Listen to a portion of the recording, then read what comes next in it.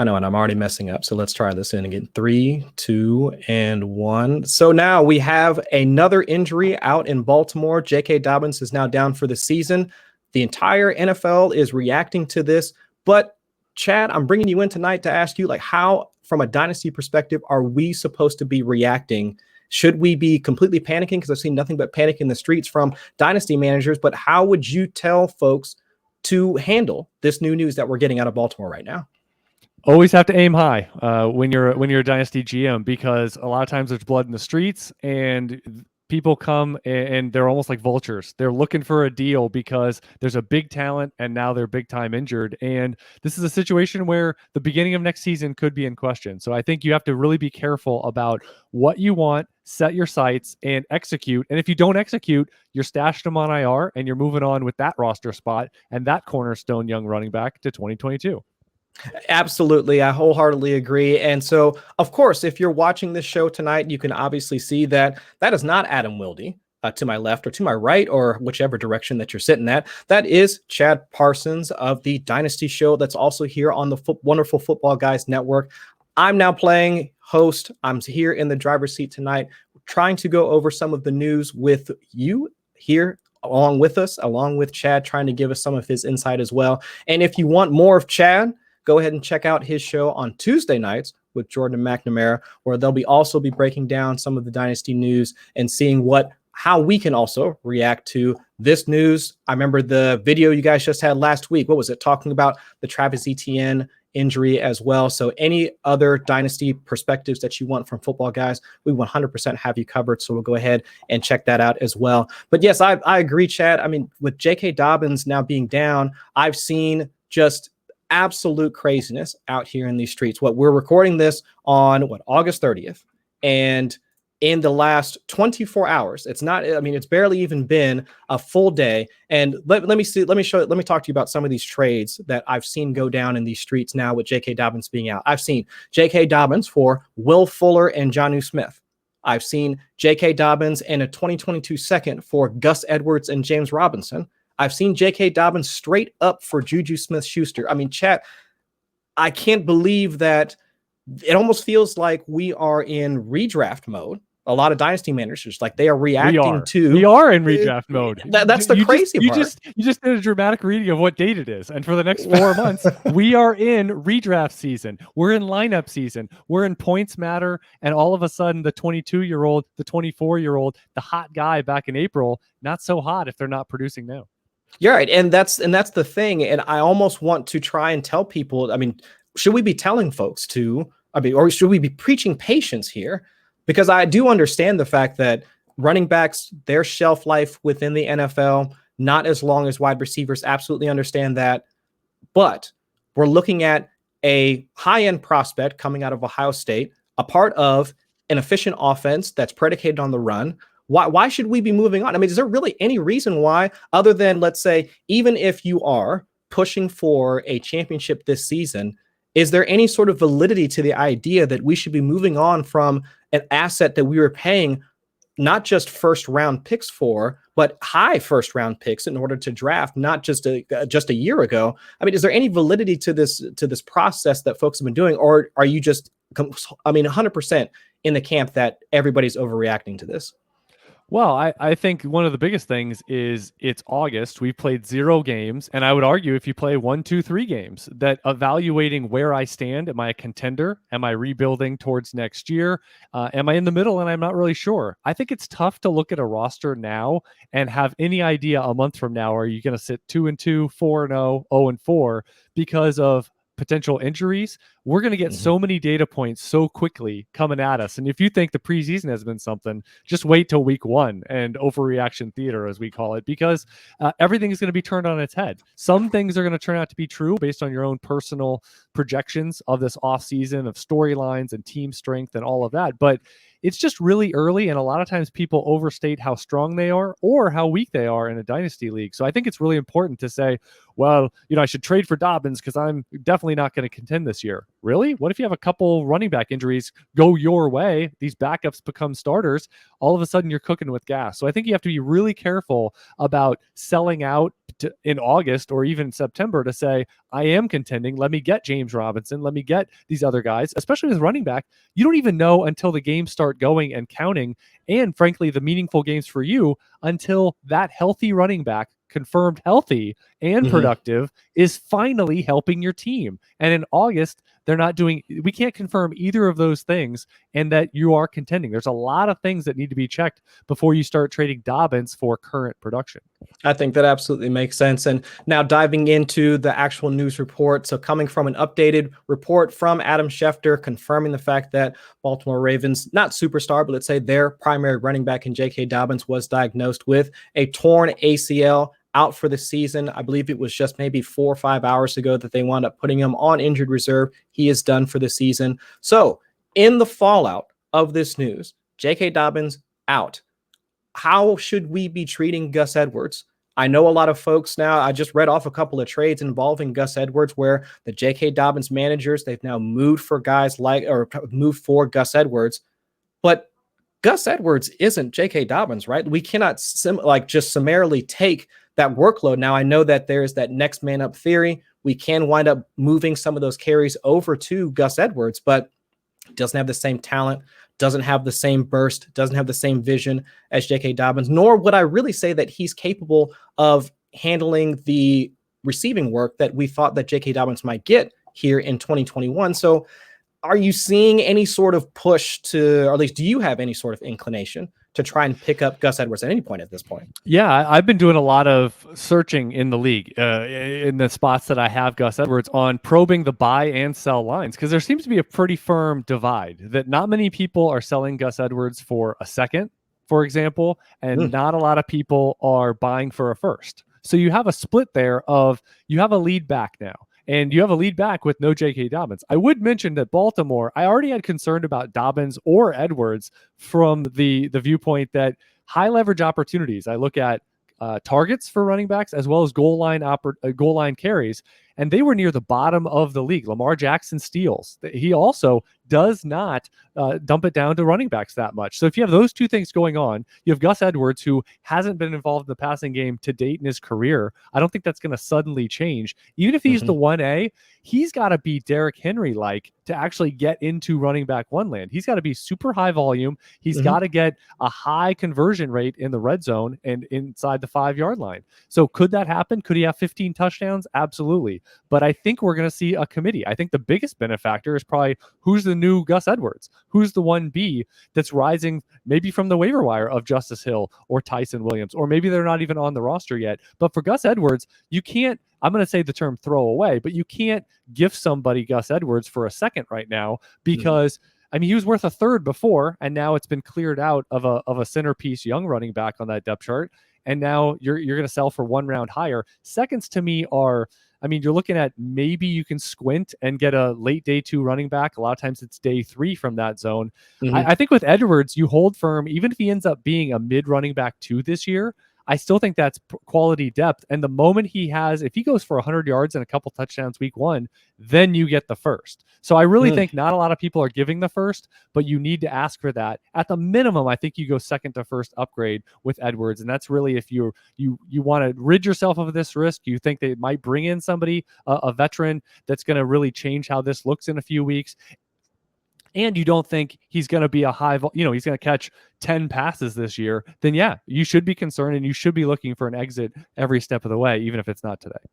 100% agree there. So Chad Parsons now on the Dynasty show, also here at Footballguys, talking with me tonight here on the Dynasty Newsletter show and extending that. Let's go past the Gus Edwards portion of it. How does this now change your view about the rest of the Baltimore, just the entire offense? We've had concerns about their passing offense essentially since the middle of training camp-ish.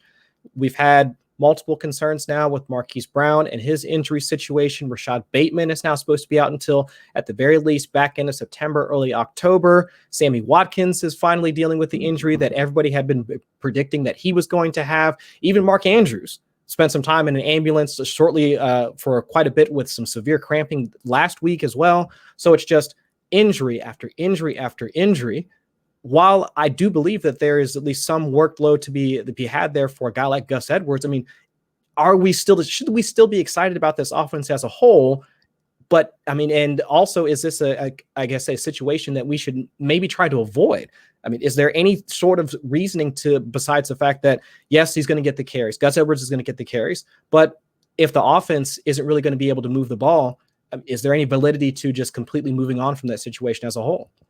Yeah, I think your skepticism is valid because I work, frankly, off of the perimeter of dynasty rosters on these NFL teams primarily, where I function on who's the cheapest. And right now, I mean, for example, Tyler Huntley had a really nice preseason. So he in that number 2 role, he can run around. He's shown acumen and actually progression as a passer from when we saw him previously in his career. So that's interesting to me in deeper superflex. You've got potential, waiver claims on Justice Hill and Tyson Williams. And, Matt Waldman is big on Tyson Williams. He had a great preseason. He looks like that guy more than the tweener size Justice Hill, who he's a little more, slasher, than you would expect him to get 15 touches a game. I mean, I think that's unrealistic for Justice Hill, even though he got a pretty good workload at Oklahoma State. I would remind folks that's the Big 12, and it's not Big 12 in terms of there's a lot of good defenses.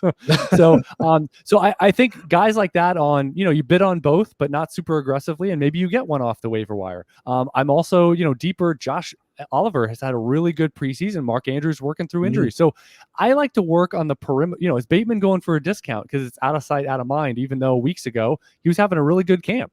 So I like to operate on the lower band of, hey, this is an interesting quarterback, dynamic potential in this offense, but right now it's a mash unit. So I don't go after let me pay a first for Edwards. Let me, go after Marquise Brown, like the biggest names, who's the cheapest, and then kind of operate upward.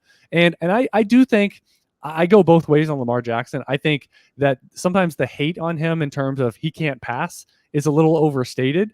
I think if anything, if you compare it to consensus thought or drumbeat or, in the fishbowl of everyone saying the same thing, I think Lamar Jackson's a little underrated as a passer. But that said, Cam Newton also had a big, giant 35 touchdown year, and Lamar Jackson has one as well. We're waiting for another one to kind of confirm that was real. Now, the weapons, if they're all healthy, he's got no excuses, I feel. Like him, Daniel Jones, a few other guys, they don't have a lot of excuses because they've been built around. And now, obviously, the injuries are going to be a massive thing to track because if they're always down a couple guys, then, Lamar Jackson's going to be running around. And as I've been saying, checking my watch, I wonder if he's going to be healthy, with the way he runs. And I know durability hasn't been an issue for him, but man, he runs like a running back. And that's the one place quarterbacks are not protected in today's NFL is get outside the pocket and don't slide. Absolutely. And I think they're, at least while we're not advocating for you moving completely off of Lamar Jackson, not advocating for moving him outside of, let's say, the top 5, top 6, like dynasty ranks from a quarterback perspective, but let's just look at the situation objectively. Let's look at the fact that he's now lost multiple starters, not just not within the passing core, but also in the backfield as well. We do have some injury concerns like across the entire offense. So yeah, if you do have some concerns about Lamar Jackson or even just the rest of the offense as a whole, try and see if there's other ways that you can mitigate some of that risk by moving some of the pieces that you might need in order to move around like that. So one thing that Mark Andrews to me is the big litmus test for folks. I know he's been off to a good career start, but I think he is the most worrisome part. They added a lot to the wide receiver core. We'll see how many of them are healthy, but he's been basically the de facto wide receiver 1 on this team. And a lot of people have Mark Andrews in the top 3 or 4 of the position.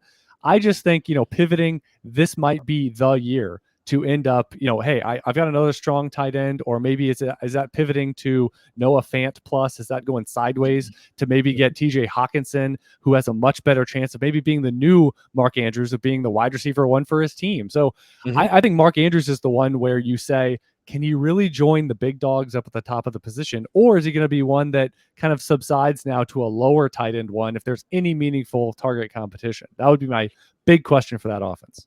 No, and I agree with that because a lot of Andrew's production has been based off of that high efficiency. We haven't really seen him ascend to the target share that we have really looked at for any of the other like top 3 like tight ends, not even sniffing like Travis Kelce, like level target share, really not getting towards like Kittle either in terms of target share or what he can create like after the catch. TJ Hawkinson now we see coming up behind him. There's just so many other stories that you could tell of some of these other tight ends that are currently hot on the market, like you just mentioned, Noah Fant. We'll see what Logan Thomas is capable of doing with Fitzpatrick. We'll probably be talking about him later, but it's just a lot of folks are not, even Gerald Everett, like now up in Seattle. I mean, there are just a number of other players at the tight end position that folks can talk themselves into. So I do have, at least there could be a case to be made, but it's just, what are you willing to pay? How much risk do you think that you're taking on by rostering or continue to roster a guy like Mark Andrews? And then of course, that's where the negotiations start to happen of how can you create or at least get as much value as you can, like based off of that particular player. So yeah, I love that. Pivot and get a plus. You know, who do you like of the yeah. next 10 tight ends? Because if you're not in the top 2 or 3 and you're not a focal point, and he may not be, you know, going forward, that's the worry part for me, is you pay the premium and don't get the premium return at a position where in a lot of dynasty formats, it doesn't matter. Right. So for folks that are trying to figure out where we're getting some of this information from, it comes from internally. It comes from the man behind Footballguys himself, Joe Bryant. And it's not just something that we get on our own. It's something that can be given to all of you. There's a Footballguys newsletter out there. Go over to footballguys.com/update, enter your email, and you'll be added to, if I'm not mistaken, over 600,000 folks subscribe to that particular newsletter. All of the bits and pieces of information that's collated from beat writers, Adam Schefter, Ian Rappaport, Tom Pelissar, I mean, any of the big names that you know are providing actual information. Joe puts that into that newsletter. We even have discussions internally about how that can affect like some of your either dynasty rosters, redraft rosters, or whatever. And that all gets distilled into the newsletter that he sends out on a daily basis. So, and it's free 99, folks. It doesn't get much better than that in terms of being able to take some of that information and use it for your home leagues, for your redraft leagues, or whatever the case may be, especially since it is draft season. Try and get as much information as you possibly can before you sit down and draft with your family or with your buddies. So hop on over to footballguys.com/update, add your email, subscribe, and then wind up getting all that information sent directly to you on a daily basis. All right, so moving on over from the Baltimore Ravens to another AFC team that's also dealing with injuries and a couple other things as well. But the Indianapolis Colts, T.Y. Hilton is now dealing with a neck issue. He's going to be sidelined for multiple weeks now. Frank Reich came out and said that there's a disc issue within T.Y. Hilton's neck. Don't know like what the timetable is going to be, but he should be out multiple weeks. Now, I bring up this particular story not because T.Y. Hilton is the hottest name in the dynasty streets or anything like that, but I do think that Hilton is one of those guys that you wind up having on the back end of your roster. He's one of those guys that if you are dealing with bye week issues, injuries, guys get put on the COVID list, even though that's a problem that the Colts are currently having right now. But he was one of those reliable players that you can plug in as your wide receiver 2 or your flex should you need to have that. So Chad, I want to open it up to you real quick. I mean, seeing this news, how should we approach T.Y. Hilton's injury? Is he somebody that, I mean, are you trying to get value for him? Are you trying to cut him at this point? Does it not matter to you at all? I mean, how should dynasty managers take some of this news for a guy that they might have not even cared about being on the roster to begin with?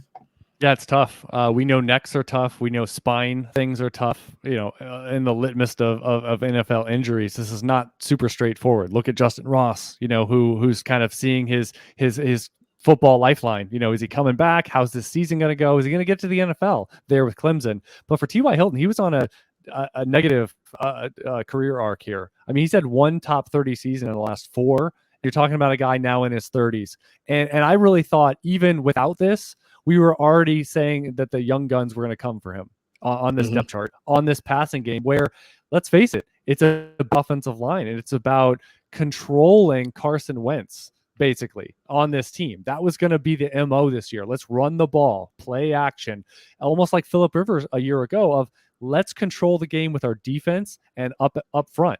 And I feel like now they're more loaded than ever at running back. So there's really not a reason to keep things open. And I would also remind folks that Michael Pittman, he showed some good things last year. I'm not the highest on him, but I also, week 1, Paris Campbell He was pretty big last year. He was on his way. He had 6 or 7 catches, gets that season-ending injury. He's back. So you're talking 2 guys with meaningful pedigree. I still think T.Y. Hilton would have had a tough time holding them off or being the true number one of there. Like, it was going to either be an amalgam or maybe he gets passed. Just because you're running a perimeter routes, let's ask AJ Green, it doesn't mean that you're going to be valuable. You could just be out there filling the void, taking safety coverage when you can. And I also like Kyle Granson. I think he's going to have a year 1 role, maybe not 50 catches or anything, but I think there's something there to this spread it around passing game. So for Hilton, I was already concerned.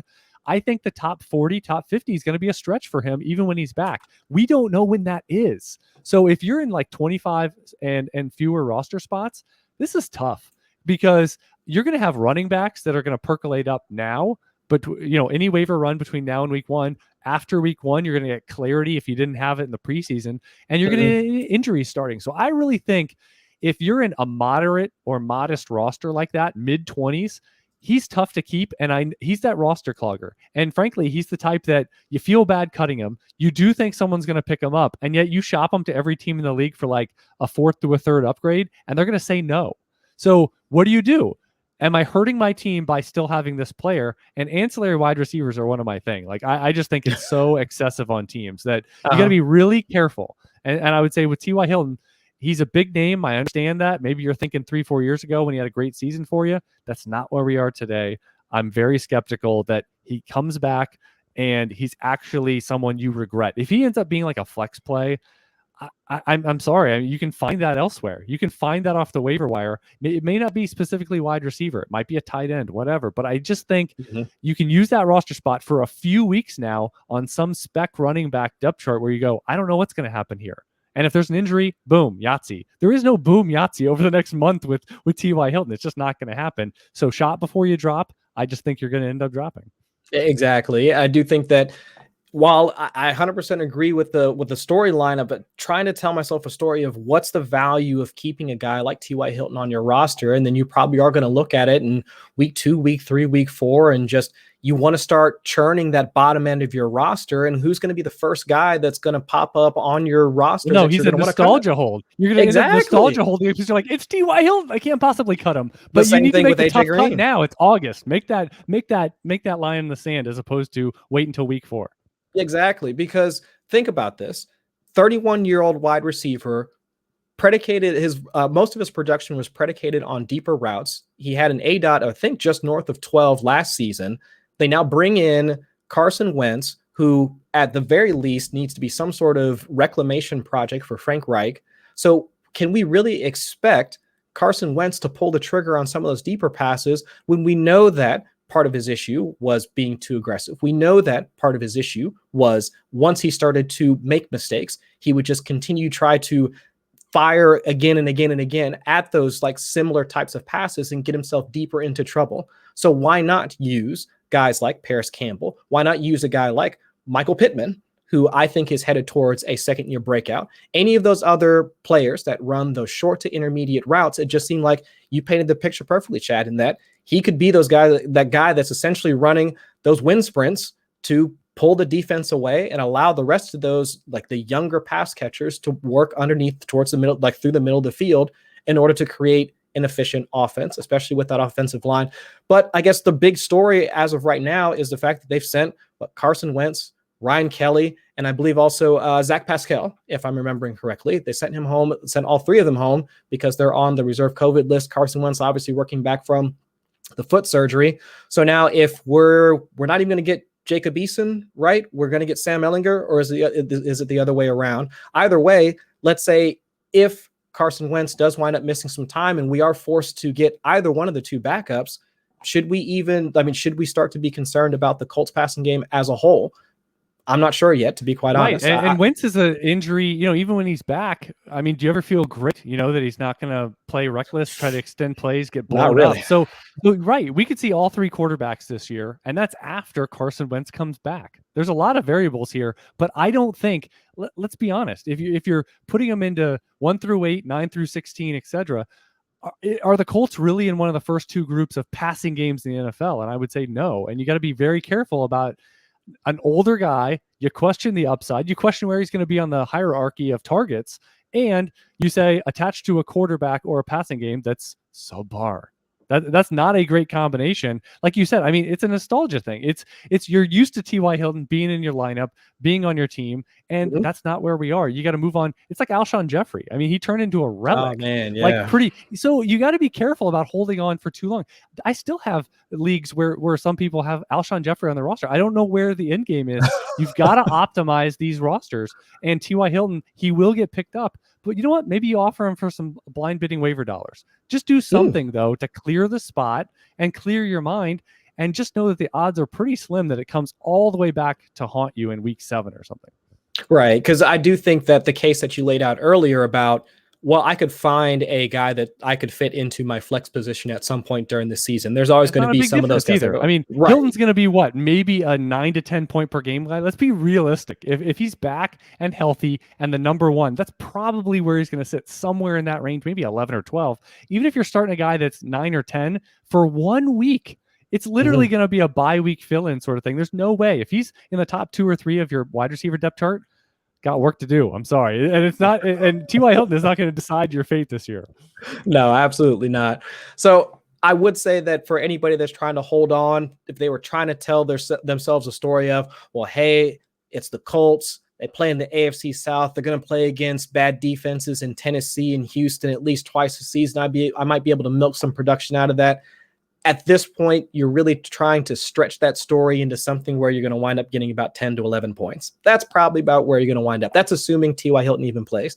But with the risk associated with not just his injury, but with the quarterback position in general, now they're dealing with injuries, COVID, all of that. At least me, it puts more stock into their primary players. So the Michael Pittmans of the world, the Jonathan Taylors of the world, Nyheim Hines of the world. I have more stock in those guys. But anything else outside of that just makes me less excited about the ancillary players. Even though most of the time trying to mine for value will drive me towards some of the ancillary players of any particular team. But in this case, I mean, Chad, do you agree with me or not? I would rather just stick to the Colts core. I mean, Jonathan Taylor, Nyheim Hines. I mean, of course, like you mentioned, Kylan Granson, like absolutely. Michael Pittman for sure. But other than that, it just seems like it's easier for us from an uncertainty standpoint to just focus on those guys. And we'll just see how this Carson Wentz, Frank Reich reunion actually works out in year 1. Well, and just to go to a more global point, which is that should be kind of the approach for any NFL team. And I think you need to hand select the offenses where you go, I'm going to go ancillary, right? Like it's okay to venture down to running back 3 or 4 on the 49ers running back depth chart, right? I mean, we've seen that many times. Or Richie James and all that. Venturing down to, an ancillary wide receiver, that works if you've got a stud quarterback. If you've got an offense that maybe funnels through a couple guys, that number 3 or 4 guy is in play, because if there's one injury, it matters, right? I mean, Demarcus Robinson, for example, or, Byron Pringle. The reason they are like even on the dynasty horizon is because Patrick Mahomes. We have some questions about wide receiver 2 and beyond. That makes sense. But when you start going deeper into some of these offenses where you just don't have the equation of upside in a reasonable fashion, sure, there'll be a surprise offense or 2. Are you going to sharpshoot which one that is from the bottom 12 to 15 in the NFL this year? There might be one team. Is it going to be Zach Wilson with the Jets? Is it going to, good luck sharpshooting what team is going to completely turn it around? And you know what? Frankly, with how the quarterback situation in the passing game was, we alluded to it a couple times, is Washington. Maybe that team that turns it around from what did we get from quarterback play, Alex Smith and the Franken quarterback that we got 3-4 guys starting last year. It could look a lot different this year. And that has some tentacles going off into passing game and value for the whole team. But you got to be really careful about saying this is the team and I'm going to just get as many ancillary guys as possible, because if you're wrong, you're wasting a lot of roster spots and you might hold out because you're committed to it from July, August and making that proclamation. Which could wind up really hampering your team, not just for this season, but I mean, correct me if I'm wrong, but this could wind up having at least creating waves for a couple of seasons down the road. If you're unable to recoup some of that value that you need to, like for some of those back end of the roster players, you're unable to churn your roster like you should be doing on a yearly basis in order to make sure that you're recycling out some of those like older players, just like we mentioned, like the T.Y. Hiltons of the world. I memean, the Alshon Jeffreys of the world, so that you are making sure that you're staying up on any sort of the other ancillary players, the younger guys that can be really could turn into assets like for your team, like the JJ Taylors of the world. I mean, the Josh Palmers, Jalen Guyton. I mean, any of those guys that could possibly hit on your particular roster. It just seems like if you get stuck in that mode of, well, I need to hold on, like just he can get me for one more year. But then if you wind up doing that, you're the one that's left holding the bag, and then you're the one that's losing out on some of those like key players that can wind up really making your team and giving you the value that you need to push for a championship. Yeah, I see that so much, that inactivity, resting on your laurels. I see good dynasty teams that end up not doing much for a particular 6 months, 12 months, 18 months because, I was good last year. I've been good for a couple years, and it doesn't work out because the NFL changes. You need to constantly be thinking about how can I improve, because staying on top, just like the NFL, is difficult. And if you just stop doing the waiver wire and you're like, oh no, I'm good. I got these 2-3 stash players on the back end of my bench, and those are the guys I like. Well, if they don't pan out, all of a sudden you traded your picks away. You have no liquidity. You have no churn going on of possibilities of fresh perspectives and fresh upside and opportunities for your, the players not in your starting lineup. All of a sudden you have an injury or two, you fall to the bottom. Maybe you don't have your first. It's just really dangerous to think, no, I'm good. I think you always have to have goals. And just to say one thing in passing is I work on this double lineup theory, where if you think you're good, take away your starting lineup from your whole roster. Okay, I start a quarterback, couple running backs, 3 receivers. Take all those guys you submit lineup, take them out of the equation, and now look at your team. How good are you? Because you should still have a pretty competitive team. If you're truly one of the best teams in your league, or you are shooting for the stars of a true dynasty, you should still be all right. If you have an injury or two at running back, if you just lost, Cam Akers and JK Dobbins, I have a team that lost both of them and Etienne. I think I still have one of the better running back groups in the league. And if you just think about super depth, I don't have it right now.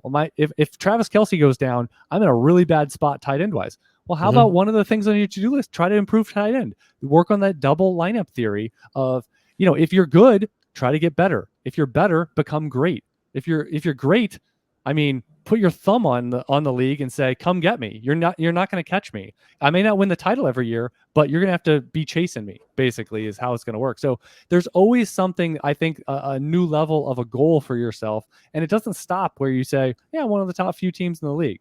Like that doesn't guarantee you anything. It's a head-to-head format in a lot of these. Right. Wow, that's actually a really good theory. I really like that. And for any dynasty managers out there that are trying to figure out like where they're weak at, I wholeheartedly advocate for using that process to try to figure out where your gaps at, where your holes at. And you would think that if you were to employ that theory, like on a roster that had somebody like T.Y. Hilton, you would immediately identify that as a spot where you need to improve your roster. You would need to make that cut, or you would need to make that trade in order to improve in that particular area, so that that you're secure, like your roster isn't completely fragile, or I guess the inherent risk of having a player like T.Y. Hilton still on your roster doesn't wind up bringing you down, like should another injury befall your particular squad. So looking at the rest of the offseason that we have ahead of us, we only got maybe a week and a half left before things like really start to heat up for week 1. Move on over to FFPC right now and play in the $350 Players Championship over there, sponsored by Footballguys. Try and see if you can wind up putting together one of those great teams that we were just talking about. But now, obviously, this is just for a redraft. But if you do think that your draft process is correct, you can put together one of those teams that can wind up taking down one of these large field tournaments that they've got over there at FFPC. Hop on over there, put your money down, $350 for the Players Championship today. See if you can sign up, draft one of those teams, and we'll see what happens at the end of the season. All right. Yeah, I would say one thing about FFPC for folks, and I was coming from deeper rosters, deeper lineups in other dynasty formats, that FFPC really will round out your GM skill set, because I was used to 25, 30 plus, 40 roster spots. You go to FFPC where it's 20, you cut to 14 positional players in the offseason. You will start thinking almost like a keeper league type mentality, and the T.Y. Hilton will not survive a day on your bench, just because the waiver wire is so luxurious and rich and robust and you don't have time. You don't have time with 20 roster spots to really mess around and have non-optimized spots. So again, if it's FFPC Dynasty or if it's the redraft formats, I would highly encourage for folks that basically exclusively play Dynasty and with deeper rosters, try FFPC, because it's really going to make you think differently about the value of a roster spot. 100% agree. And so thinking about the value of a roster spot, let's move over to one of the critical roster spots that's currently in the Washington football team, and that's the quarterback position. Now, we saw Taylor Heinicke try and do his thing like last season against the Bucs. It seemed to work out for a bit, almost was able to pull it off, but they bring in Ryan Fitzpatrick this year, and now Ian Rappaport reporting now that what we thought to be assumed throughout the entire offseason is now made confirmed. Ryan Fitzpatrick has now been named the starting quarterback for the Washington football team. So now I only bring up this story from a dynasty perspective. We like Ryan Fitzpatrick. Absolutely. He's gotten better. I think he's almost aged like fine wine. The man has gotten better as the years have gone on. After seeing just the absolute, Yosemite Sam like type of play that he was having when he was down in Tampa, move over to Miami, helping Tua along his way, and then now we see him land in Washington. I think that he can be good for that offense, but let's be serious at this point. I mean, what can we really expect from a longevity standpoint for a 39-year-old quarterback that's bounced around to multiple teams? Despite the fact that he might have QB1 upside on a weekly basis. Chad, I wanted to open this up to you because we do have quite a bit riding on this offense. I mean, from a dynasty perspective, everybody is super excited about Terry McLaurin. We're excited about Curtis Samuel coming over from the Panthers after he signed his multi-year deal. Logan Thomas emerging as an up-and-coming tight end.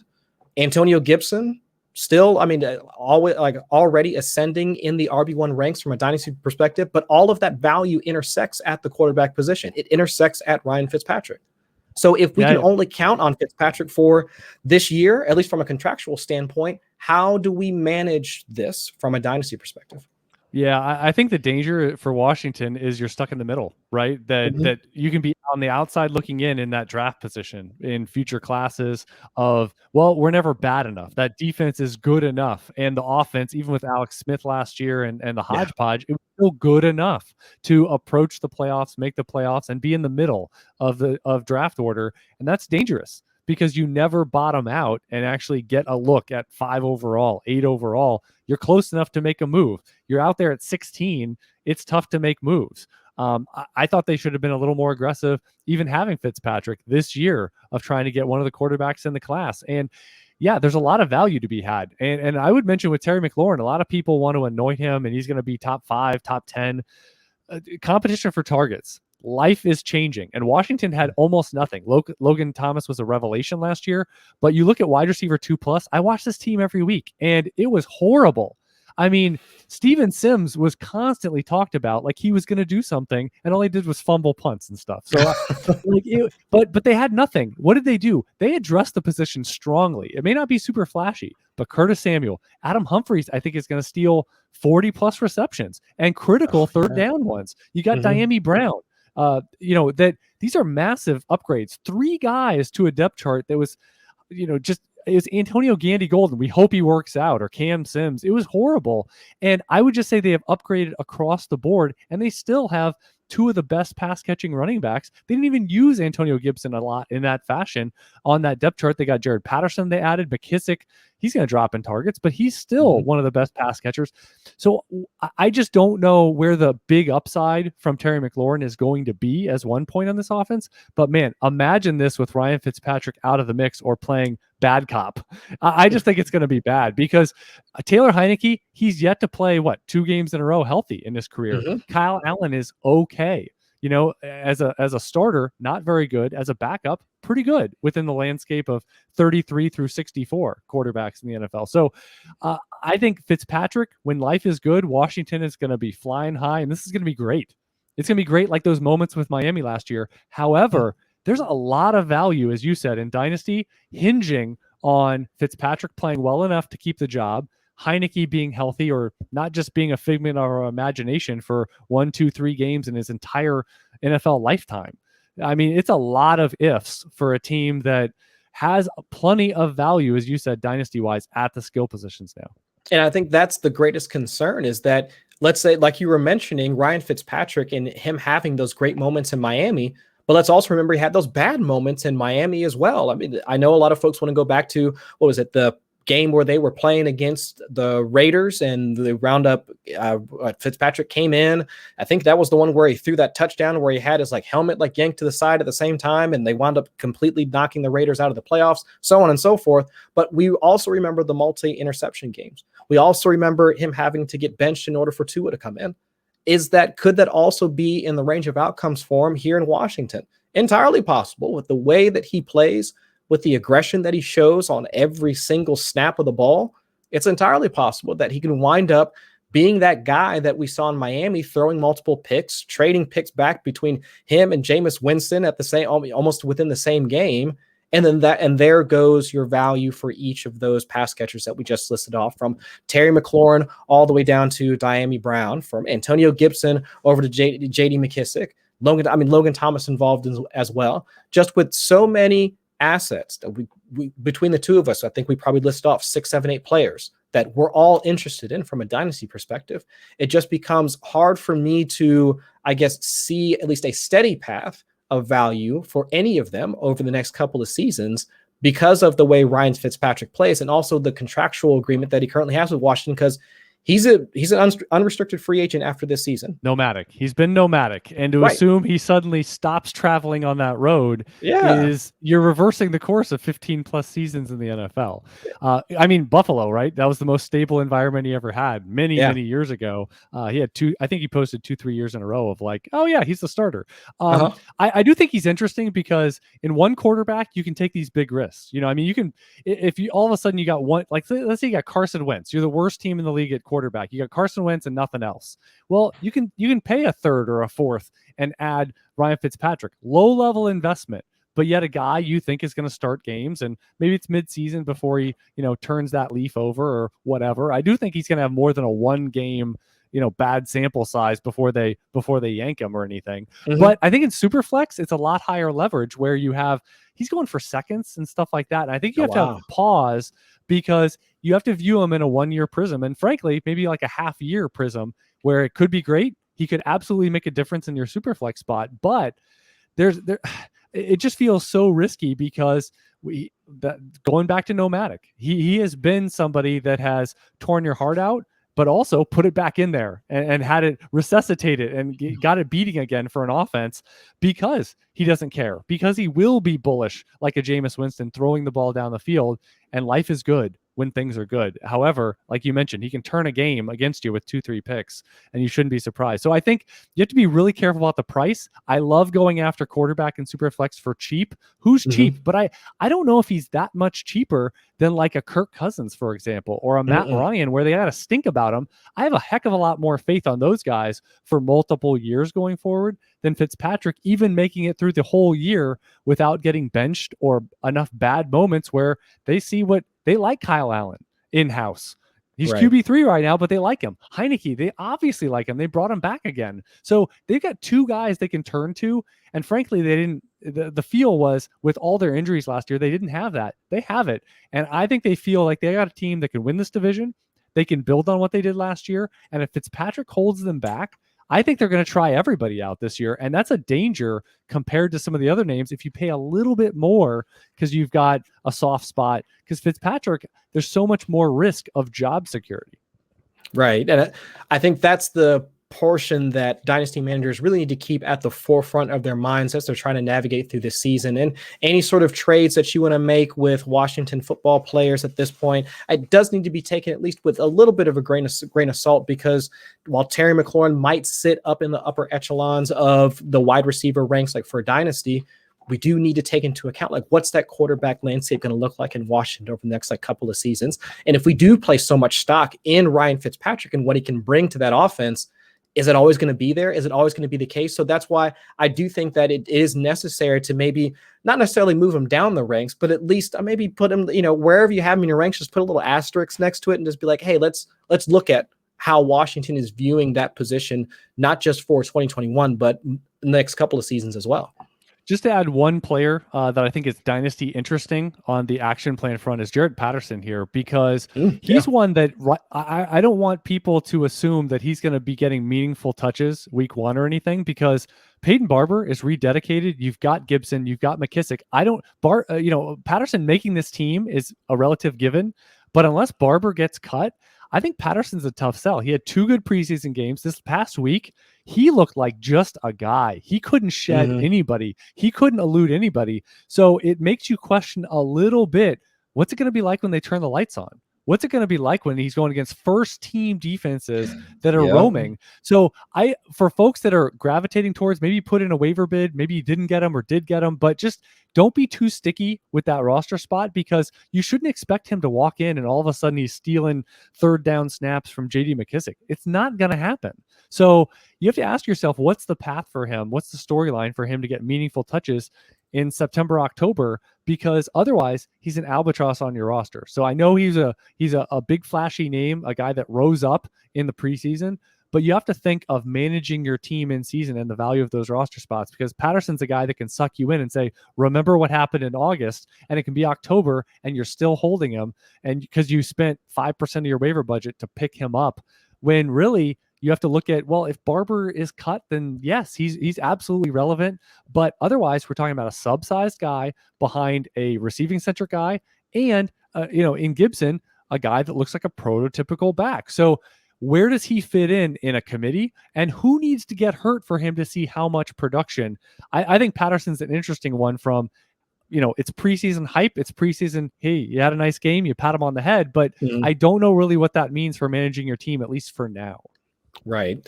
So Chad Parsons here joining me tonight. Adam Wilde out on assignment. I know our focus here is Dynasty, but did want to talk real quick about our Draft Dominator app that we have on Footballguys. It will help you set up your league, use some of the rankings that we have here, any of the great rankers that we have here on staff at Footballguys. Wind up plugging your league settings into the app, use some of the ADP that's assigned to you for your league, create one of the most optimal rosters you possibly can and completely crush your particular draft. So sign up wherever apps are available on your phone, on the computer, whatever. Afterwards, you should be able to at least simulate enough drafts so that once your draft is ready, which should be here, I'm assuming over the next week or so, you'll be ready to actually absolutely crush that draft. So Chad, I appreciate your time tonight, man. Anything else that you want to plug before we get on out of here, man? No, that's it. Everything on the Audible channel there for the shows over at Footballguys, and the content. Again, when we turn the page to week 1, it's pretty exciting as a staff and as a content creating unit, where we are dreadfully close. We start, normally it's Monday of the week of, but week 1, we start early. So you're going to see it this week over there site between projections and articles centric to week 1. And that really means, again, it's lineup season, it's exciting season. And for all the work we've been doing for 8-9 months of building our dynasty team, rookie drafts, startups, trading, waivers, it's finally time to put that onto the field and put all that work to your benefit by taking down some titles this year. And it starts with week 1. So pretty excited as a staff, and as a dynasty GM, you should be excited too. Absolutely. And as Sigmund Bloom calls it, the great reveal that's coming up here in week 1, I'm excited for that as well. So we'll let y'all out of here tonight. So appreciate Chad stopping by. If you enjoy this show, please hit that subscribe button. If you want to see more of Chad, go ahead and check his show that should be dropping tomorrow with Jordan McNamara. Hit like and subscribe on that show, along with any of the other great content that's being published by the Footballguys family. We've got the Audible, we've got On the Couch, mailbag show, so much other content that's going to be a part of Footballguys. Cannot wait for the season to get underway. So with that, I'm Chris Allen. You can find me on Twitter at Chris Allen FFWX. Chad Parsons here. Thank you so much for your time, but we'll catch y'all next week. Peace.